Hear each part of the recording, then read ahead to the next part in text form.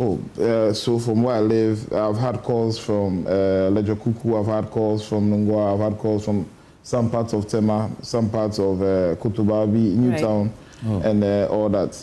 And it's something that we need to talk about. I think that in the last days of the current government, they should tell us exactly the state of the energy sector. Even if they don't, I think that in our first State of the Nation address, we are going to tell Ghanaians exactly what the state of the energy sector is. But it's important that we tell Ghanaians what is currently happening. We're in the festive season, so for nothing at all, we plead with the outgoing government.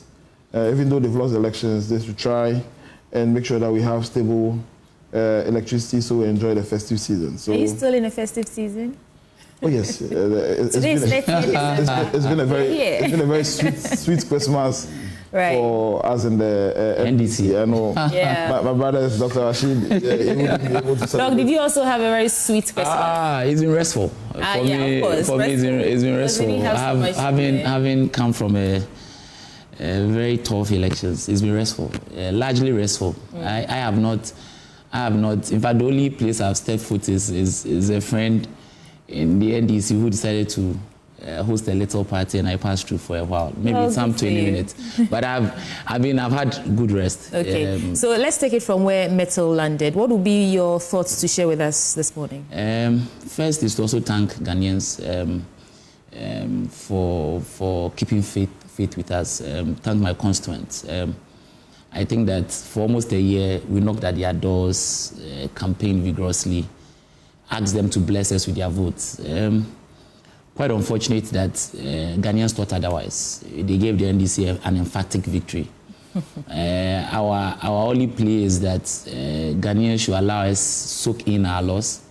Like my steering committee, my national executive committee have said that we in the MPP have accepted our loss and are going to put in measures not to get similar or same results ever.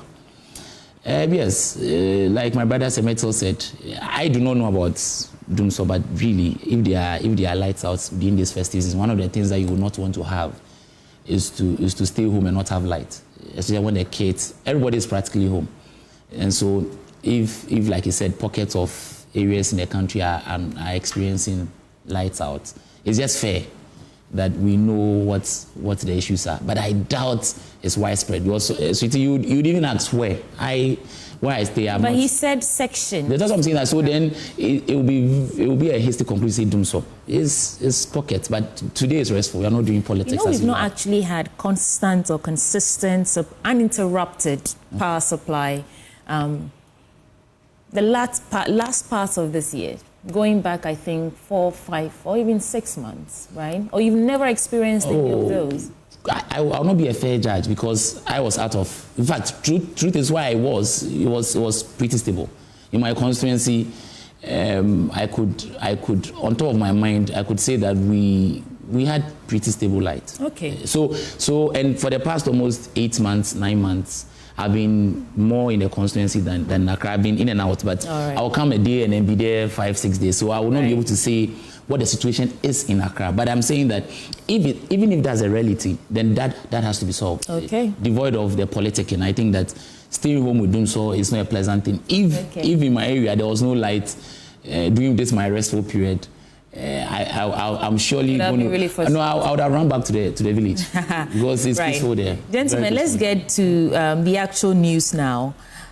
On myjoyonline.com, there's a story here that President Akufo-Addo is set to decorate national honors and awards recipients today. And the president will this morning, in fact, today, December 30th, chair a national honors and awards ceremony. One of his final acts as he bows out of office to celebrate exceptional contributions and selfless services of individuals to the nation.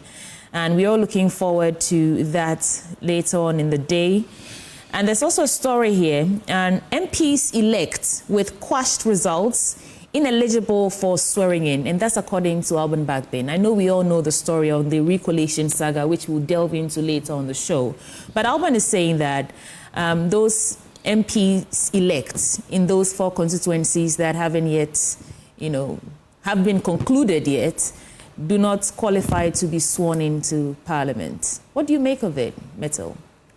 Yeah, I think that those 4 constituencies, so we are talking about the ones in Greater Accra, Tema Central, Okankwe Central. We're talking about Ablekuma.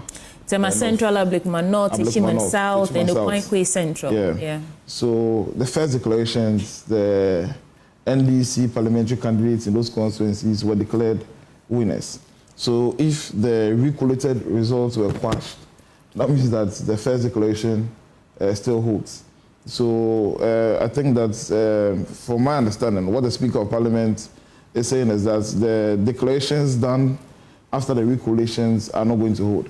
So which means that the declarations done by the returning officers on the day of the elections at their various constituencies still hold. So but the Supreme Court has actually, directed the EC to just recollate and redeclare all these, should I call them controversial constituencies. So why would we say that the previous results still hold? But you see, the parliamentary elections, the returning officers for the parliamentary elections are the returning officers at the constituency level.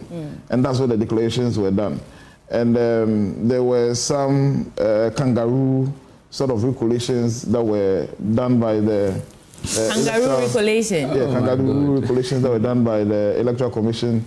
And that led to all this chaos. What do you mean by that? Now I have to ask. What do you mean kangaroo recollation? But heaven's sakes, you see, we've gone for an election.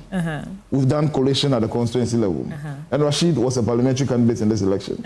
When you're doing collation at the constituency level, you don't do it in absentia of your opponent's agents. Sometimes the candidates themselves are there. Right. The media and everybody is there. We are relying on the primary source of data, that's the pink sheets from the polling stations. Right.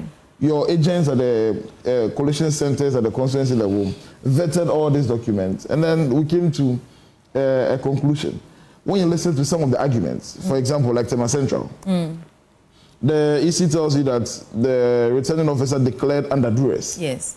The Electoral Commission is in no capacity to determine what duress is. It can only be determined by the court. If you look at the video very well of the declaration, it was a very peaceful atmosphere. The returning officer was there, and then he made a declaration and then raised the hands of the NDC parliamentary candidate for Tema Central, that's Amy Bright. You take a look at Ablekuma North. There was no form of duress. Nobody. So there was no duress in Ablekuma North because I've seen videos from that particular place. Videos from your own station. So what happened at Ablekuma North? Okay. The place was very secured. The place was very secured.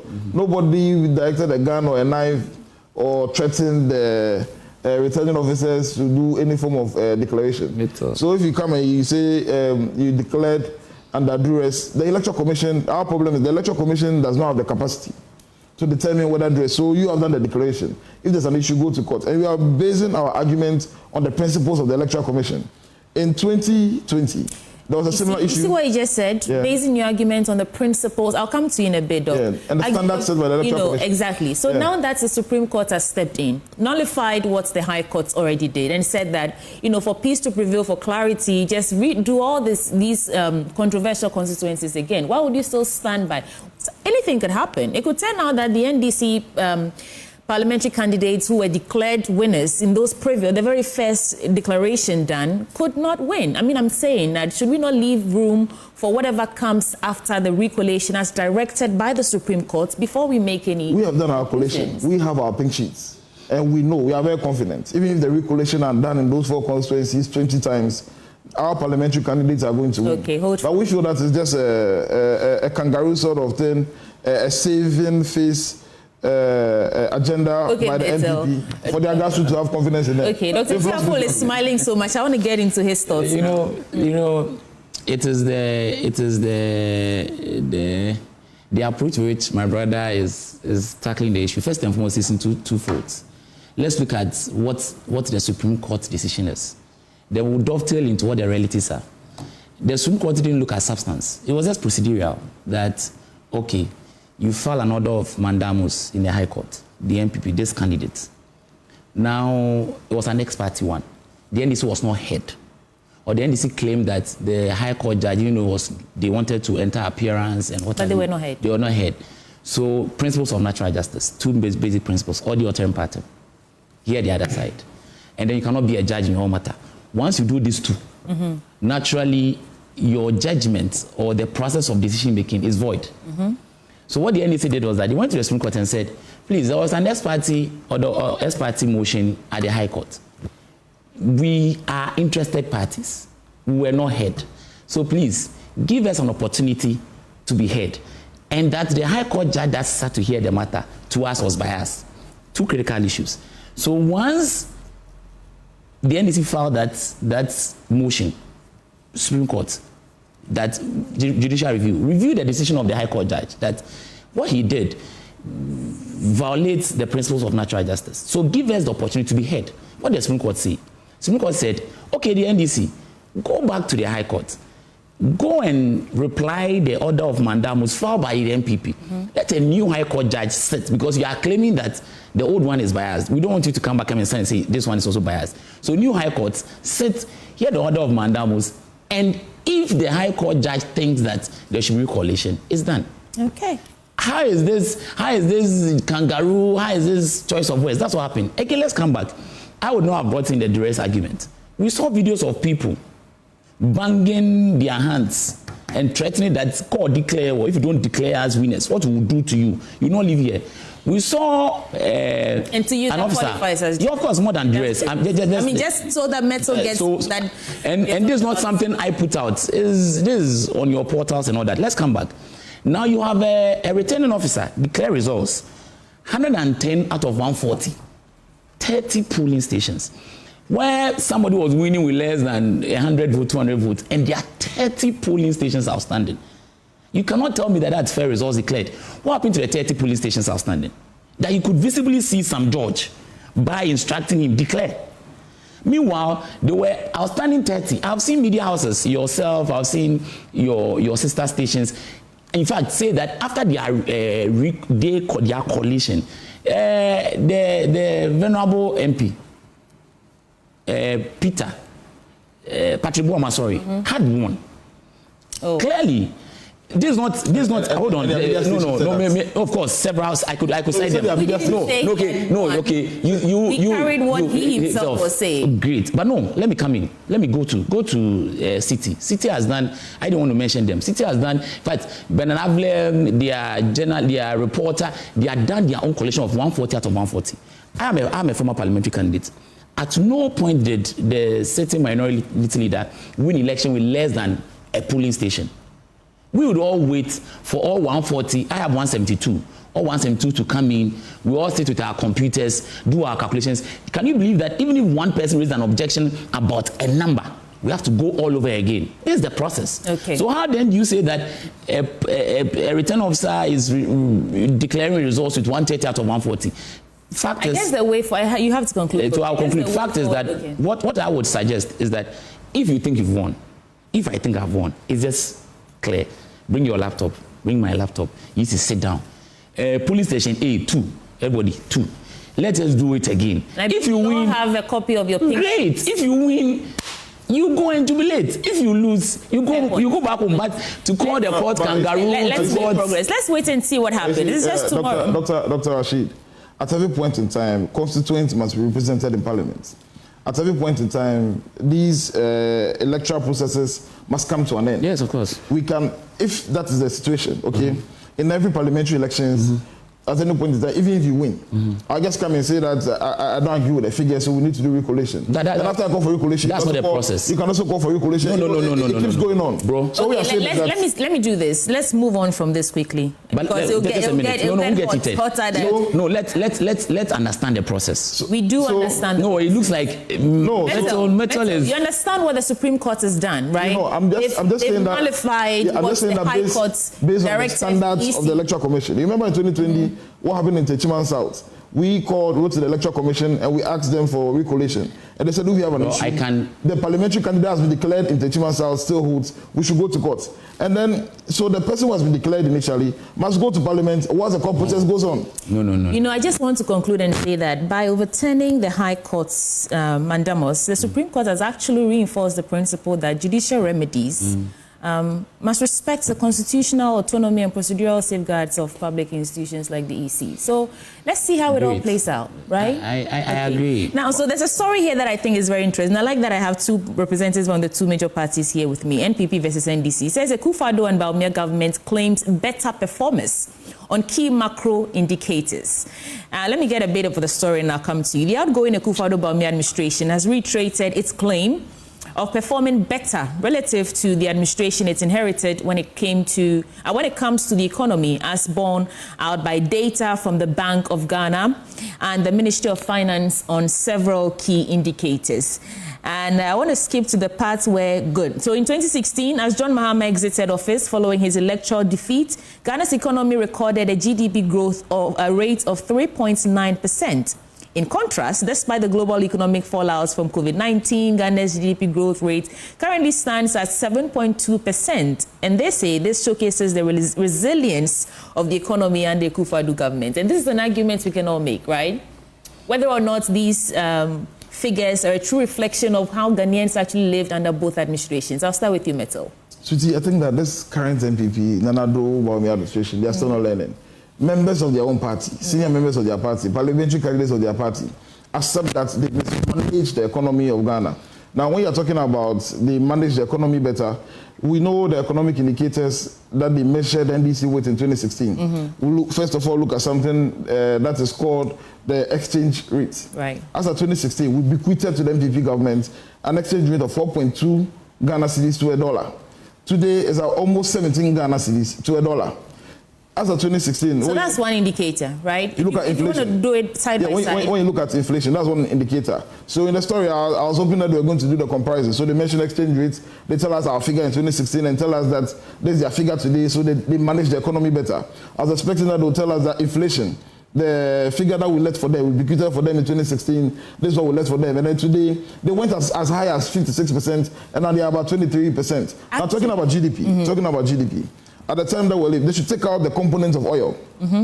They should take out the components of oil. And the reason why the GDP of Ghana has grown is because, at the time we were leaving government in 2016, the John Mahama administration had invested so much in the oil sector that we added 2 additional oil wells to their government before we left power. So when you take out that component, what exactly is the GDP? The construction sector is going a negative, agriculture sector is going a negative, fisheries... Agri is going negative. Beto, do you agree that numbers don't lie? Numbers don't lie. Do you agree that numbers don't lie? No, so I'm saying that the GDP... So let me put some figures to you, right? Then you can react to it. So overall GDP, between 2013 and 2016, your administration, 3.9. Yeah. 2017 to 2023, 4.7. Yeah. When you talk about agriculture GDP growth, 2013 to 2016, we have 2.8. And then 2017 to 2023, we have 4.5. When you go to industry or even per capita income, let me move to inflation because you mentioned that. Yeah. 2013 to 2016, under former president-elect now, former administration, we had 15.8%. And this current administration is exiting with 18.4. No, that was up to 2023. This particular year is 23, but as at 2023, they had 18.4%. That's what you have on your screens, actually, so you can follow me while I do this. And when we talk about, I'm skipping some of them, gross international reserves, they did 5,784. And the President Akufo-Addo's administration did 7,639, although in 2024, it went a little higher to 7,830. If you say you agree that numbers don't lie, what's your case now? My case now, I'm measuring them with a yardstick that they measured us in 2016. So when you're mentioning the numbers, you didn't talk about the exchange rate. I started with the exchange rate. And I told you that was about 4.2 in 2016. Today it's almost 17 Ghana cedis to a dollar. I mentioned the inflation. Inflation today, I think even with the 18%, they are being very charitable with the NPP administration. The true state of the nation, okay, the current situation that we are facing in Ghana will be known when the NDC takes over the governance of this country from the 7th of January. We are saying that we are coming... You have confidence in the numbers that this administration we know the MPP is good at cooking numbers, they kept cooking numbers, and they've lost unless miserably. You can back these does it reflect? Does it reflect? Not, let's be circumspect. Does it reflect? Does it reflect? Does it reflect the situation on the ground? Does it not? We hear today that when they were going for IMF, some of the figures that they were using, at a point they had to go and then change some of the figures. They talk about the number of people they've employed. One person says 2.1, another time they say 3.6. You see, they're just playing with the numbers. But the true state of the economy is what the Ghanaian people expressed on the 7th of December. Nothing is going on well. Okay. You look at their GDP growth, and then you can't take out the investment that John Dramani Mahama made in the oil sector. You say agric. You know, today, Ghana, that was one of the leading producers of cocoa. Today, Ghana has to import cocoa to be able to supply our customers. Our cocoa. We can't talk about our deficits in terms of cocoa production without talking about galamsey. But hold for me. Let me just take. So when I said agric is going. Let me take those reflections. The figures there, I don't trust them. Okay, so you don't trust the figures that this administration is telling us. I believe that the incoming administration will expose some discrepancies in the figures. We await that expose. Until that, hold on. I want to set the record straight. It is not factual that the MPP imported cocoa to support our cocoa sector. This is a standard practice. At least it's an area I fairly appreciate. It's a standard practice that for you to, especially those industries that do a lot of cocoa paste, you export some, you write to the cocoa board to seek approval, for them to grant you the approval, to export some beans to mix the local beans. It's a taste matter. So this is something that has been happening since. To your credit, it was under this administration that I think they funded the imports or something by themselves. No, I'm coming. Hold on. No, Mitchell, no. They actually went for it. Oh, you relax. No, relax. They went for it, but they didn't get it. No, don't let us. You see, for now, you are in your honeymoon mood. Don't honeymoon. Oh, come on. Okay, that's okay. I will not fall for that distraction. So what I'm saying is that thank God that you said the record straight. I wouldn't want to go there. The president, and we've been very consistent, that in the major sectors of the economy, we have done better. That's a fact. He said something that was also not factual, that the agricultural sector is growing negative. It is not true. The agricultural sector since 2017 to today has never grown negative. In fact, they left the agricultural sector in the negative. Your own portal published it. In fact, when you go to industry, we will not look at, I will not get us to look at, he's talking about we shouldn't look at the GDP. Let's look at industry. Industry are doing 3 point something. At least we are doing about 8.9. Let's go and let's look at trade balance. We're doing negative. It means that they were importing more than they were exporting. We're doing negative trade balance. We are doing positive. In fact, truth is that we are not saying that there have not been challenges. I have maintained in almost every platform. On this same platform, I've said that we cannot sit and say that Ghana turned into heaven in 8 years. There are genuine challenges we acknowledge. There are genuine challenges that we are faced with. There are genuine challenges that we spoke about. Maybe Ghanaians didn't understand our story. Maybe we didn't communicate as much as we had to.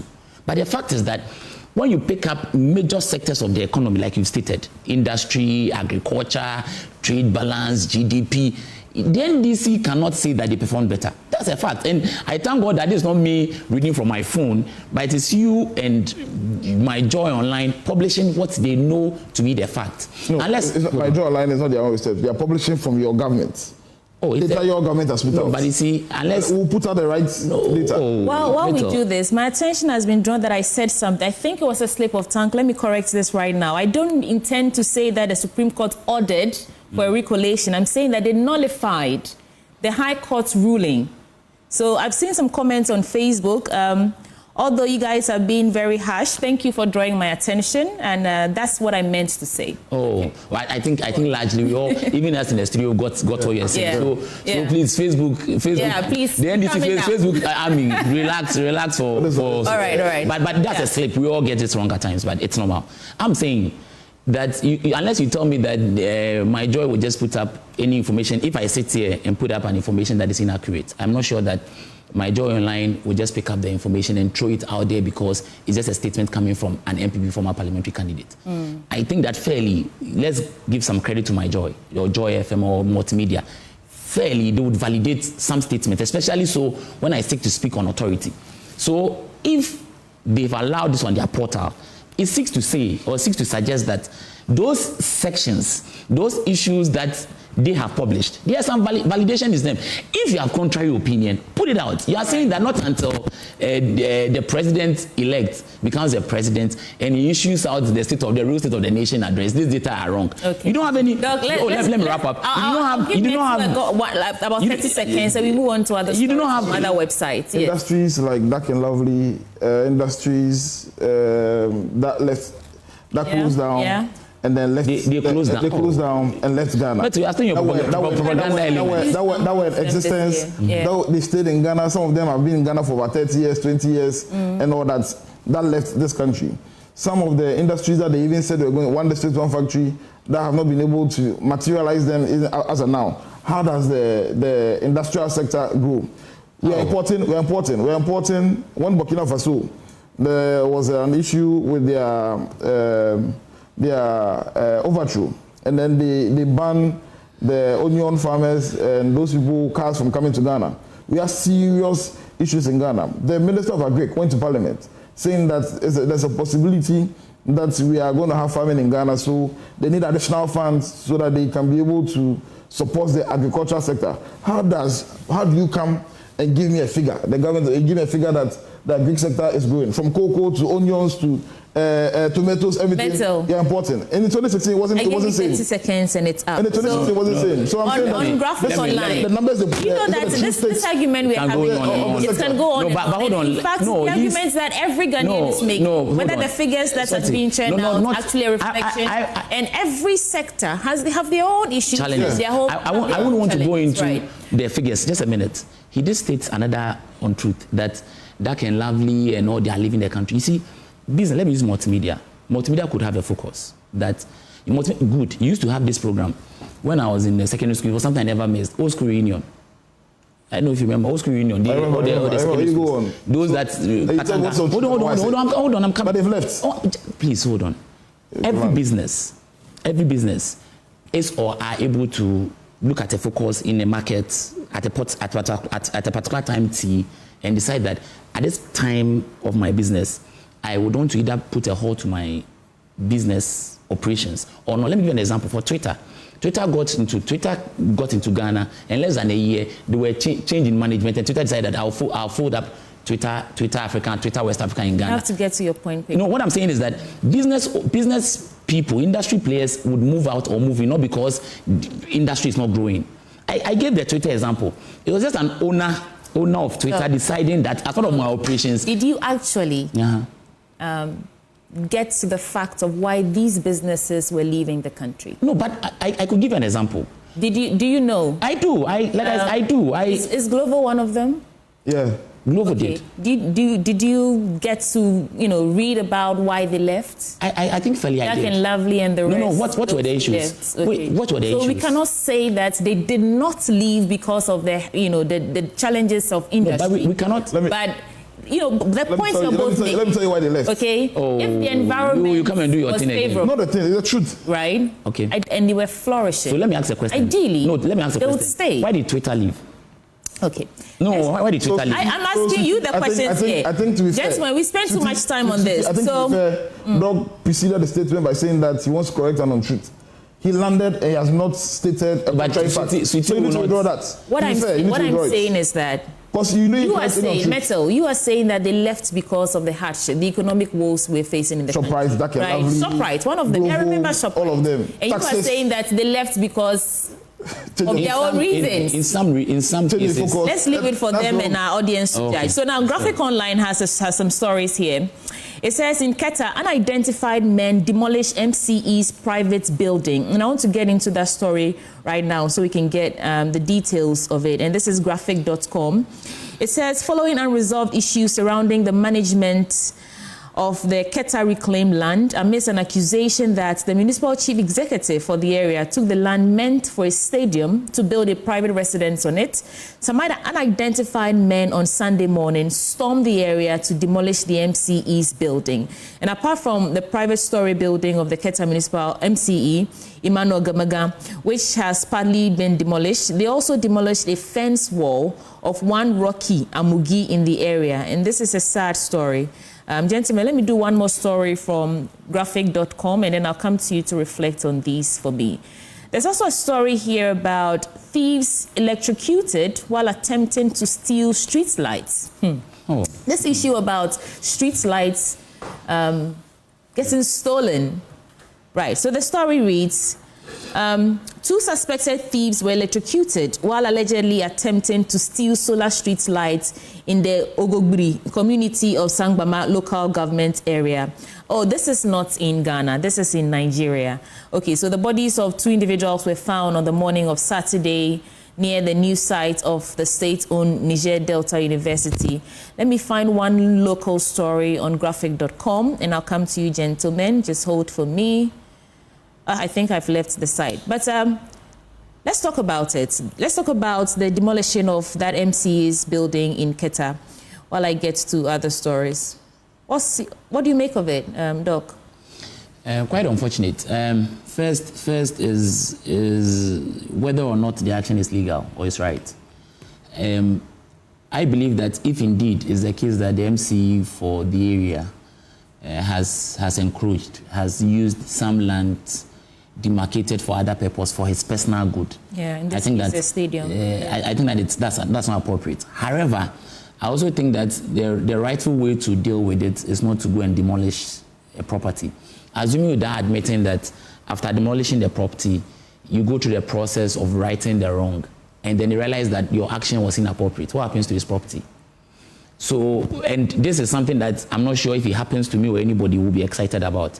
What I would have preferred is that whether the youth, whoever it is that is aggrieved about a matter, especially when there's change of government, it suggests to say that another MC will come and sit in that chair and would know whether or not there has been some misuse or encroachment or whatever the word is of that said land. That would have been a better approach to make sure that whatever land that is purported to have been encroached, has been abused or whatever by the MCE, go through the legal process, go through the process of righting the wrong. However, if you take the law into your hands, go in there, demolish the MCE's property, and go a step further to even demolish, I think, one Rocky, who is a private person, who is not even a politician's property, because to you think that he's encroached on a land earmarked for a stadium. That is not right. Yeah, so the matters. Yes, I mean, you don't do that. Once you do that, then you're getting to a Banana Republic state. And that would mean that once I also feel that Mitchell is some deputy CEO in his building, our time is building. Mitchell, I'll be there with my boys waiting for, but it's not right. I think that in no form should we rationalize this action. If you feel it's wrong, go to the rightful process and make sure the right thing is done. Mitchell. You know, just like I condemned the acts of people like Abronia and others when the NDC lost power in 2016, just going out there, harassing people, seizing cars, and all that. I'm going to condemn this one as well. You wouldn't even know whether it's from NDC youth or even from MPP youth. Let's take it that it's from the people of Ghana. You know, that is why His Excellency John Dramani Mahama, the trustworthy one, the man who is focused and poised to work for the people of Ghana, immediately, even before the swearing-in, set up the oral team. So the oral team is to make sure that we do some of these occurrences. So if the youth or the group that did the demolition, they have a case, they should have just contacted, and there's a toll-free line. They could just contact the oral team and tell them that, okay, we think the MCE has encroached on the land that was earmarked for a stadium, and the other private developer, Rocky, as well, so that they do the investigation and then give the data to the state agencies that are in charge of prosecution.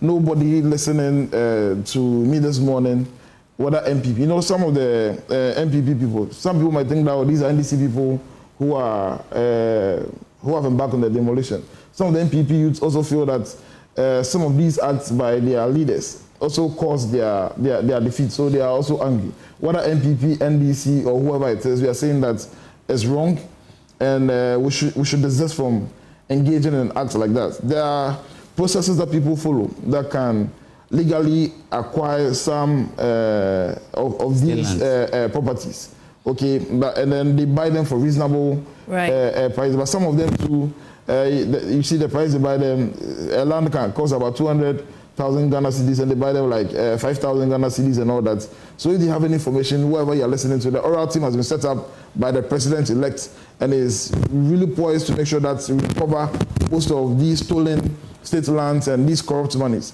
Just give the information to Team Oral. You can contact them on their toll-free line, and then they'll do the investigation and give the data to the...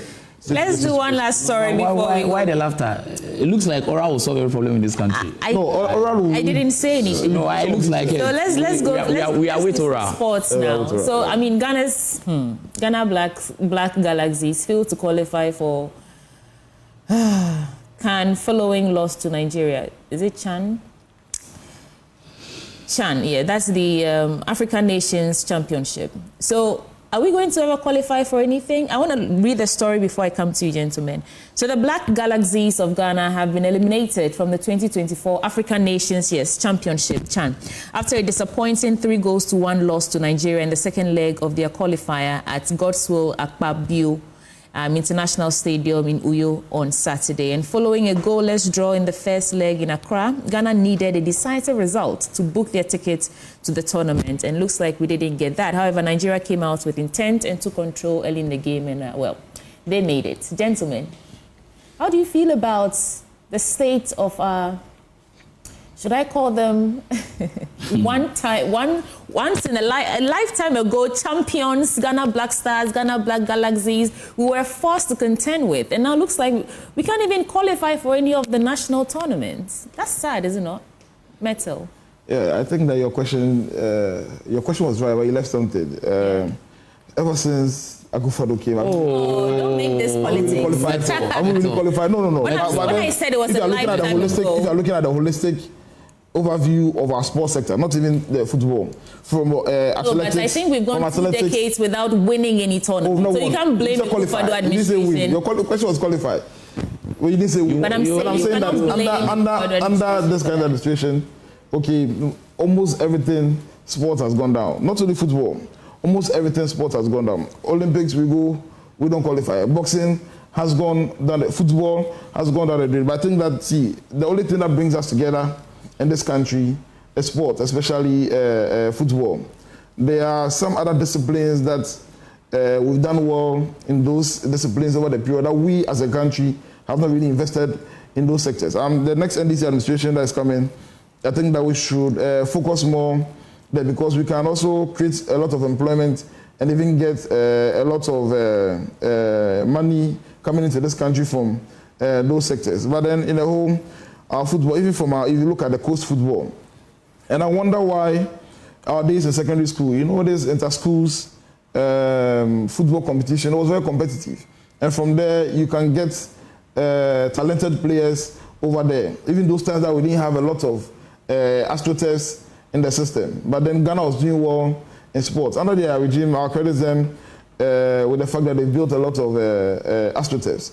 But yet you see that our football is going down. In small communities, you come to my constituency, Lejokuku, I think there are about 2 astroturfs that were built under their regime. But then sport is going down. We used to play Harvest during our yearly homework, where football scouts come and then they get talent. Today, Harvest has gone down, coast football has gone down, inter-schools football competition.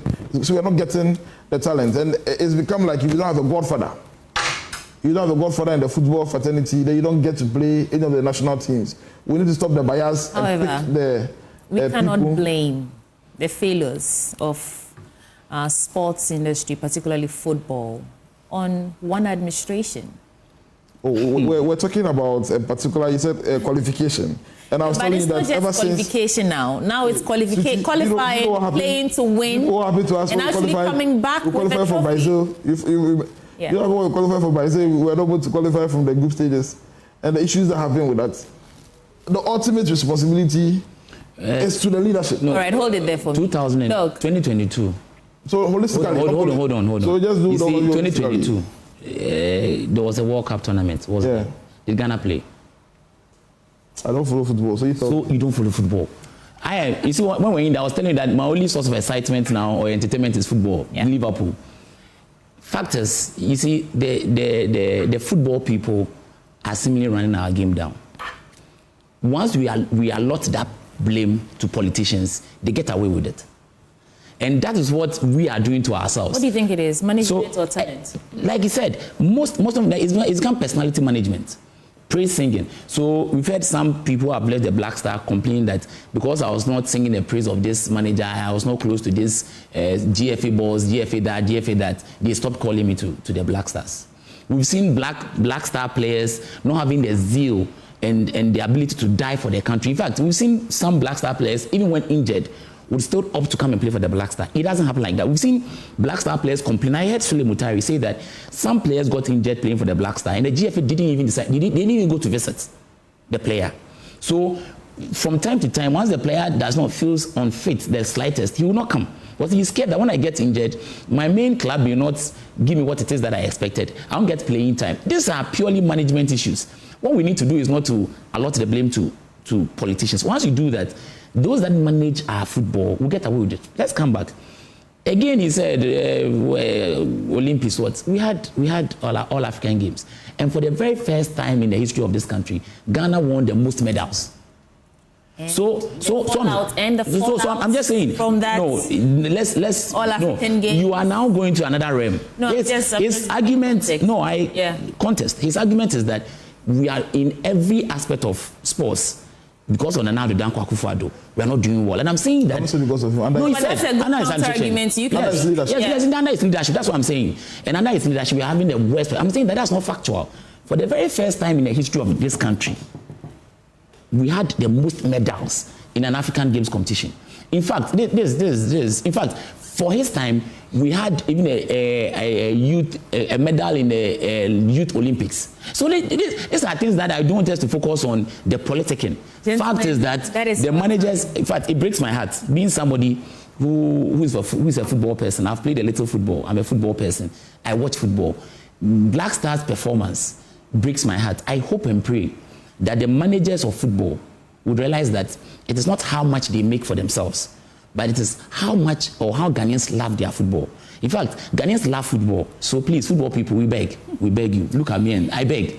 Make sure that you get us the best players. It was heartbreaking. Is it former? Because no, please, the election is over now. Yeah. Parliamentary candidates for Ejumako Eyamisiam. And Mr. Metso Nuno, NDC Communications team. Gentlemen, thank you so much for joining us for breakfast. And I just want to put out there again on record, I mean, and we'll get into the story later on in our big stories, but we know that following the initial disputes of the collation of some constituencies, the High Court directed the EC to recollate and redeclare some constituency results. Now, the NDC challenged that. They said it was unlawful, there were some procedural inconsistencies. The Supreme Court further reviewed the decision of the High Court and nullified that. So I take responsibility for that slip. The Supreme Court did not order for a recollation. And when we get into our big stories, we'll bring you the details of that. Sports is coming up next. You want to stay with us on the AM show. We'll be right back.